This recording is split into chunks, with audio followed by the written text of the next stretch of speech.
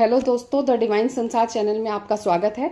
तो दोस्तों, हमारे चैनल को अभी तक सब्सक्राइब नहीं किया तो जरूर कर लें और साथ में बेल आइकन को प्रेस कर लें। आपके लिए हम ऐसी ही भक्ति और मनोरंजन व्रत कथाएं लाते रहेंगे। बात करते हैं भुवनेश्वरी जयंती पूजा विधि के बारे में। भुवनेश्वरी देवी को माँ आदिशक्ति का एक रूप माना जाता है। इतनी ही नहीं, भुवनेश्वरी देवी को प्रकृति की माता के रूप में पूजा होती है। सभी मनुष्य का पोषण करने वाली भुवनेश्वरी देवी का स्वरूप कांतिपूर्ण और सौम्य है। देवी के मस्तक पर चंद्रमा शोभेमान है। 3 नेत्रों से युक्त माँ भुवनेश्वरी अपने तेज से पूरे लोक को तेजमान करती हैं। माँ की आराधना से धन, धान्य, वैभव और कई उत्तम विद्याएं भी प्राप्त होती हैं।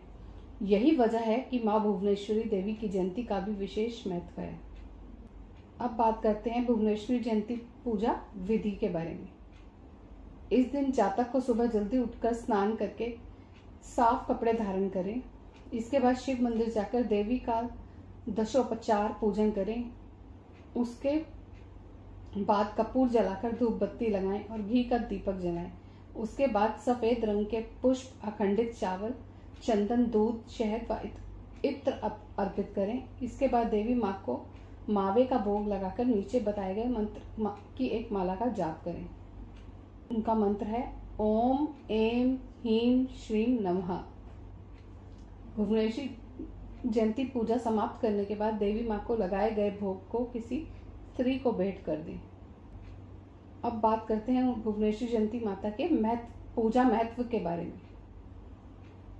हमारे हिंदू धर्म के मान्यताओं के अनुसार भुवनेश्वरी का अर्थ ब्रह्मांड की रानी से है। वह जो पूरे ब्रह्मांड पर राज करती हो और अपनी इच्छा अनुसार ब्रह्मांड की चीजों को नियंत्रण करती हैं तथा पूरे ब्रह्मांड को एक कोमल पुष्प की तरह संभालती हैं तथा ब्रह्मांड की रक्षा करती हैं। हमारे धार्मिक शास्त्रों में देवी भुवनेश्वरी माता को आदि शक्ति का स्वरूप माना जाता है। साथ ही साथ यह 10 महाविद्याओं में से चौथी महाविद्या की प्रतीक माना जाता है। कहा जाता है आभूषण के तौर पर देवी प्राणियों को धारण करती हैं। यही कारण है देवी शक्ति की तरह पूरे ब्रह्मांड इनकी पूजा करता है। भुवनेश्वरी माता को राज राजेश्वरी भी कहा जाता है। माँ आदिशक्ति का यह रूप बहुत दयालु है और भक्तों पर कृपा करने वाला है। जिस भक्त पर माँ की कृपा होती है वो मोक्ष प्राप्त करता है। भुवनेश्वरी जयंती कथा। एक बार मधुकैटभ नाम के 2 दैत्य थे जिन्होंने पूरी पृथ्वी पर आतंक मचा रखा था। सारे देवता मिलकर भगवान विष्णु के पास गए और भगवान विष्णु निद्रा में लीन थे। तब सब देवता ने मिलकर भगवान विष्णु की स्तुति की और उनसे प्रार्थना करने लगे कि वे निद्रा को त्याग कर मधुकैटभ को मारकर उनकी रक्षा करें। भगवान विष्णु निद्रा को त्याग कर जाग गए। उन्होंने 5000 वर्षों तक मधुकैटभ से युद्ध किया और जब लगातार अकेले युद्ध करने के कारण भगवान विष्णु थक गए तो उन्होंने योग माया आदि शक्ति को सहायता के लिए बुलाया। तब देवी ने उन्हें कहा कि वह मधुकैटभ को अपनी माया से मोहित कर देंगी। जब योग माया ने मधुकैटभ को मोहित कर दिया तो दोनों भाई भगवान विष्णु से कहने लगे कि हे प्रभु, हमारा वध ऐसे स्थान पर करें जहाँ ना तो जल हो और ना स्थल हो। तब भगवान विष्णु ने मधुकैटभ को अपनी जंघा पर रखकर और सुदर्शन चक्र से उनका सर धड़ से अलग कर दिया। इस प्रकार मधुकैटभ का वध हुआ। भगवान विष्णु और महेश ने देवी आदिशक्ति योग निद्रा महामाया की स्तुति की। तब अद्याशक्ति ने प्रसन्न होकर ब्रह्मा जी को सृजन, विष्णु जी को पालन करता और भगवान शंकर को संहार का देव चुना।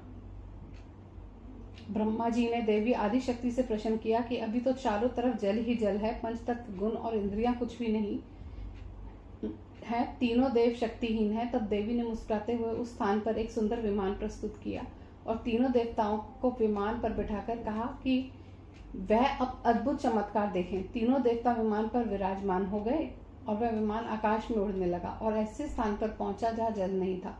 वह विमान सागर तट पर जा पहुंचा जहाँ पर अत्यंत सुंदर दृश्य था।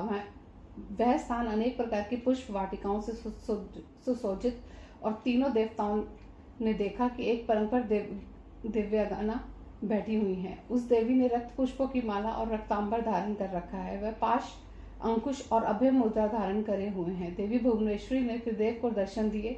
देवी भुवनेश्वरी की कांति सहस्त्र उदित सूर्य के प्रकाश के समान थी। यह सब देव भगवान विष्णु ने कहा कि यह साक्षात देवी जगदम्बा माँ माया है।